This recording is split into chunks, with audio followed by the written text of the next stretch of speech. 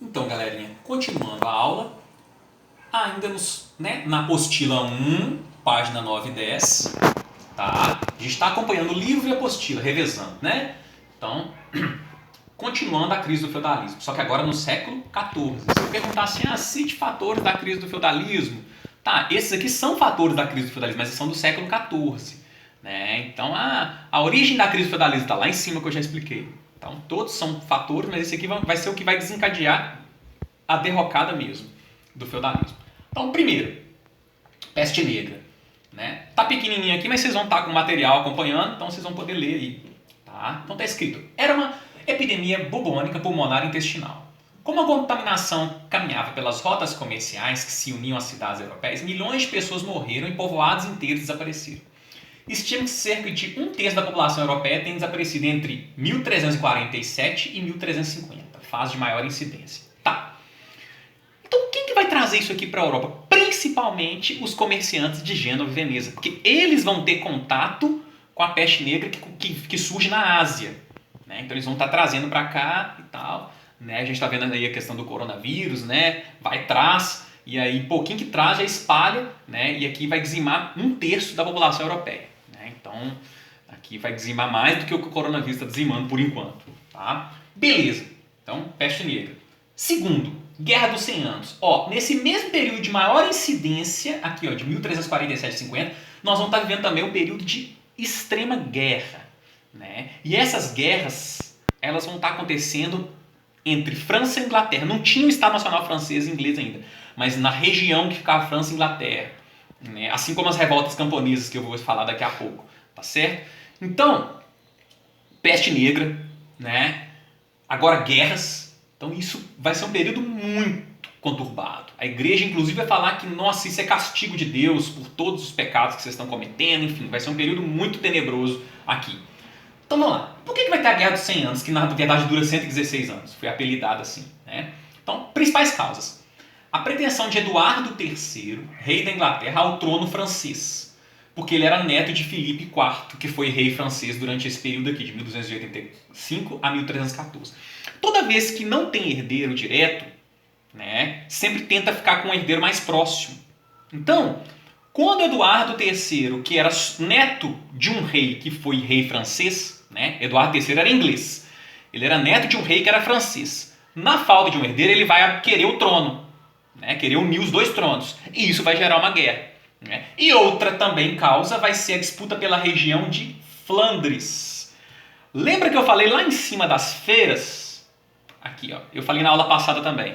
Né? A principal feira que dava mais lucro era a feira de Flandres, na região de Champagne. E a Guerra dos 100 Anos vai se dar justamente nessa região aqui. Tá certo? Então, a guerra foi travada em território francês, durou mais de 100 anos com vários intervalos. O que vai ser importante? Que esse período, independente de quem vence, depois nós vamos estar trabalhando em quem vence essa guerra, isso a gente não precisa saber agora não. Tá? Independente disso, vai ser importante que vai marcar uma crise muito grande do feudalismo e o atraso da França e da Inglaterra enquanto formação de Estado. Né? Porque nesse período Portugal e Espanha já estão lá na expansão marítima. Né? Aqui nós já entramos no século XV. Ó. Apesar de que começou a guerra no século XIV, mas já entrou no século XV e esses países ainda estão brigando, enquanto Portugal e Espanha estão bem já fazendo expansão marítima. Portugal já fazendo expansão marítima, a Espanha próxima de se unificar também. Então isso é importante vocês saberem. E também, para piorar, ainda no século XIV, né, aqui do século XIV para o XV, mas aqui no século XIV, nós teremos revoltas tanto na França, chamada de Jacquiers, revoltas camponesas, e Taylor na Inglaterra. Por que vai acontecer essas revoltas? É bem óbvio. Né? O que vai estar acontecendo no campo? Né? Epidemia, pessoas morrendo, guerras. O que vai começar a acontecer com esses camponeses? Vão começar a se revoltar. Vão começar a querer queimar, sair da situação que acontece, que eles estão, e vão ter revoltas. Então o século XIV é um século bem complicado. Beleza? Então esses são os principais 3 pontos de crise do século XIV, que está aí na página 9 e 10. Aí a gente vai para a expansão marítima, que eu não vou adentrar, porque a gente já viu na aula passada, né? Não vou aprofundar, mas vamos tentar entender só século XV. Né? Então, século XV, a França e a Inglaterra ainda estão guerreando aqui, na Guerra dos 100 Anos.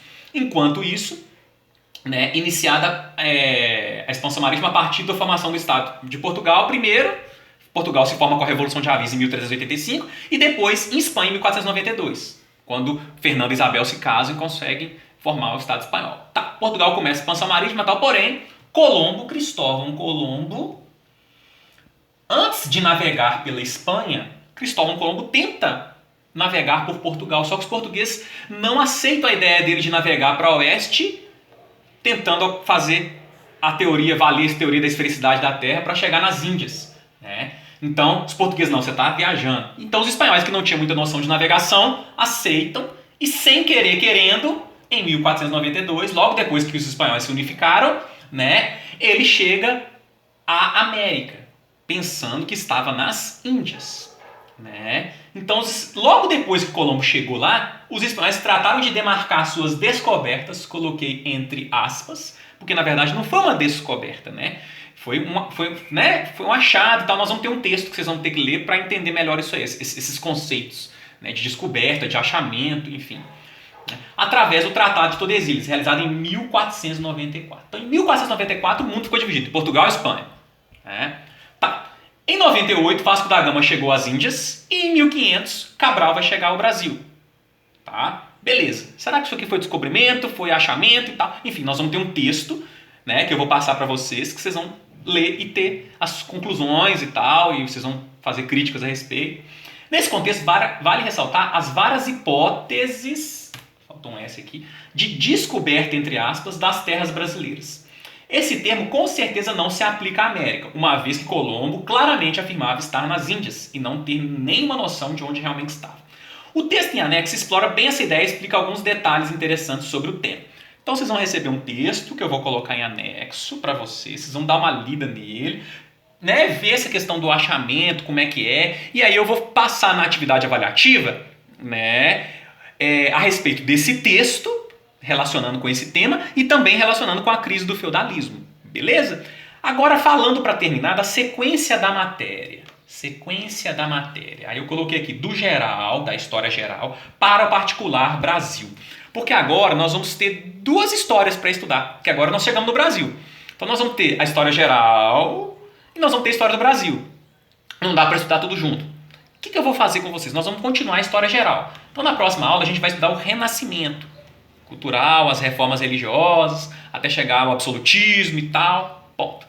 Depois nós vamos estudar o Brasil, os índios, as capitanias hereditárias e tal, só para vocês terem uma noção do segmento da matéria. Beleza? Eu vou passar as atividades e aí qualquer dúvida vocês podem me perguntar por e-mail. Um grande abraço, valeu!